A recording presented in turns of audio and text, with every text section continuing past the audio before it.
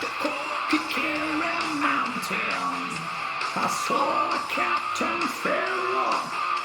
His money he was counting. I first drew was my pistol, and then pulls my rapier. I said, stand and deliver. Oh, the devil, he may take ya.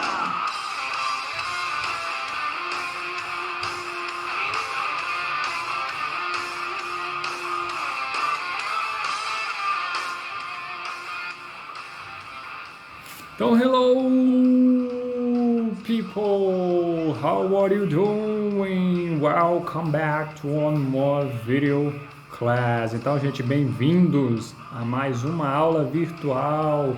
Eu aqui, professor Bruno Melo, professor de língua inglesa de vocês, responsável pela revisão do mês de outubro, mês 10, o ano já está praticamente terminando. Não foi um ano difícil pra gente, né? Mas espero que próximo ano as coisas melhorem pra gente, certo? Então, espero que vocês continuem ficando em casa, ficando seguros, salvos, e vamos torcer para que tudo isso acabe o mais rápido possível, ok? Então, hoje eu estou gravando um vídeo de uma maneira um pouco mais diferente, né? Que eu sempre costumo gravar na escola, no quadro. Hoje estou gravando aqui de casa e eu espero que dê certo, tá? E espero que vocês vejam o vídeo até o final e let's learn English! Vamos aprender inglês! E, claro, toca a vinheta!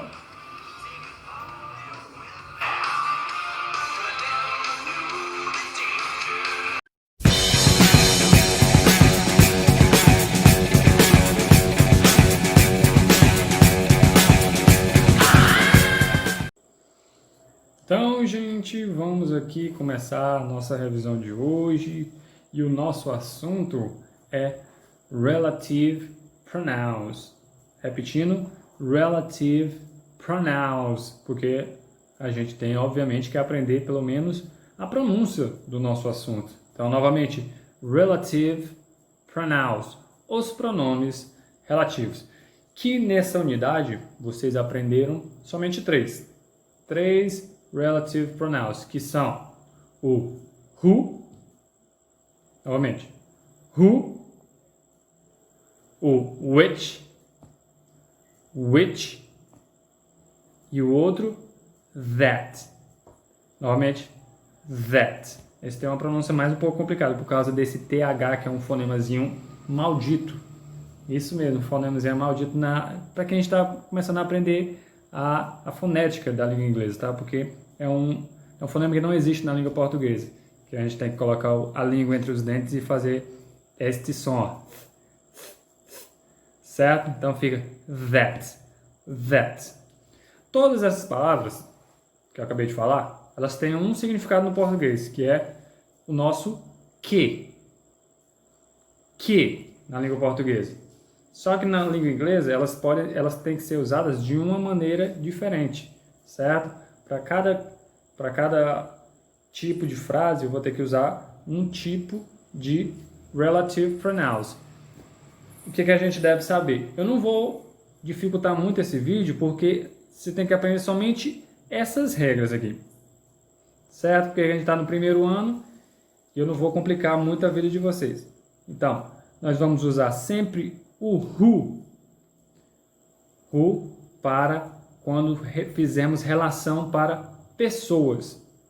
Isso tem que entrar na cabeça de vocês, tá? Ó, who relacionado para pessoas.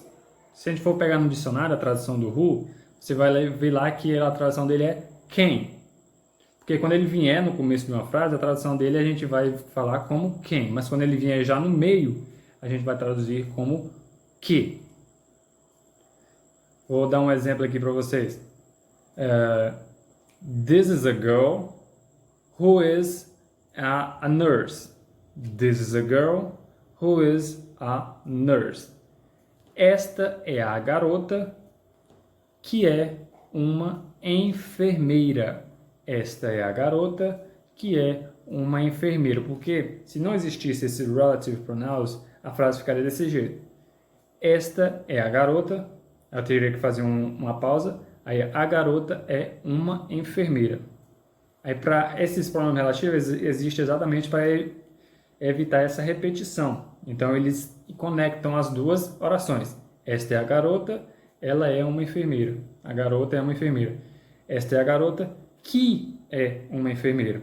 Então este que nessa frase eu vou trocar ele por uruhu, porque ele é relacionado à garota. A garota é um ser humano. Então quando sempre for relacionado esse que com pessoas, eu tenho que usar o who. Já o outro, o which, é relacionado somente para coisas e animais. Which é relacionado para coisas e animais. O exemplo. This is a car which is very expensive. This is a car which is very expensive. Este é o carro que é muito caro. Expensive é caro. Então, você vê, se fosse duas frases. Este é o carro é muito caro. Então, o which serve para conectar as duas frases. Este é o carro que é muito caro. Este que está se relacionando ao carro. O carro é um objeto, não é um ser humano. Então, sempre quando não for um ser humano, for uma coisa ou for um animal, eu tenho que usar o which. Certo? Só lembrando, who para pessoas, which para coisas e animais. Já o outro, o that, este é o nosso coringa. É o que a gente costuma ouvir direto. Porque ele é tão simples, né? Porque eu posso usar ele tanto para coisas e animais, como eu posso também usar para pessoas. Tipo, nesses dois exemplos que eu acabei de falar, eu poderia usar os dois. Nos dois exemplos eu poderia usar o that. Tipo, this is a girl, that is a nurse. This is a girl, this is a girl, that is a nurse. Esta é a garota que é uma enfermeira. O outro, this is a car, that is very expensive. This is a car, that is very expensive. Então, só isto é a única coisa que vocês têm que aprender, né?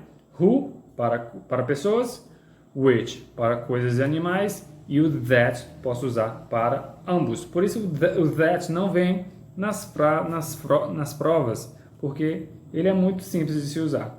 Então sempre nas provas vai vir sempre questões sobre o who e o which.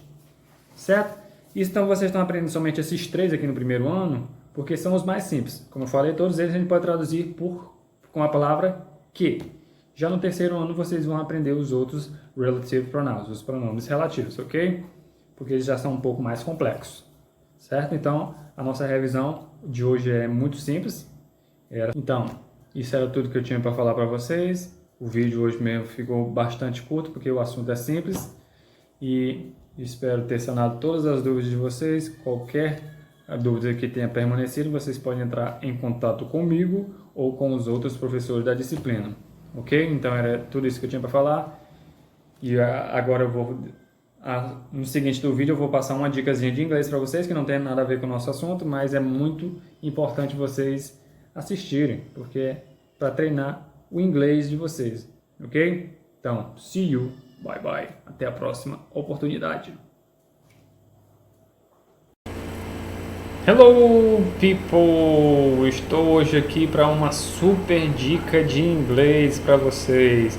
Então hoje eu vou dar uma dica de como treinar o nosso speaking, no caso a nossa fala na língua inglesa. Para isso, eu vou querer que vocês baixem o aplicativo, o Google Tradutor. Exatamente, o Google Tradutor pode ser até que o seu celular já venha com ele instalado, porque ele faz parte da grande maioria já do pacote de alguns celulares.